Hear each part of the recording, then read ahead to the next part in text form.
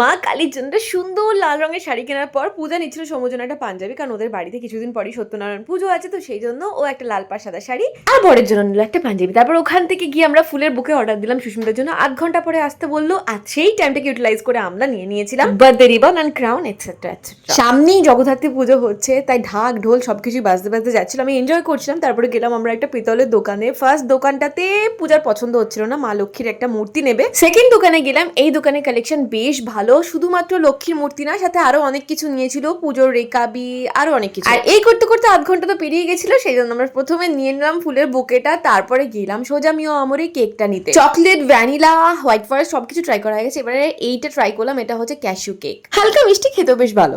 Birthday গালের জন্য আমরা কেক নিয়ে নিয়েছি, তা আমাদের খাবারের জন্য সব টুকটাক জিনিসপত্র নিয়ে নিয়েছি। আচ্ছা, বার্থডে গিফট থেকে শুরু করে কেক আমাদের সব নেওয়া কমপ্লিট হয়ে গেছে, এবার বাড়ির দিকে রওনা দেবো। এই না, গাড়িটা নড়ছে, এর অবস্থায় তোকে খেতে হবে। আকরাম জোরে জোরে বাকিয়ে বাকিয়ে চল, এবার এটা দাঁড়াম করে আসবে।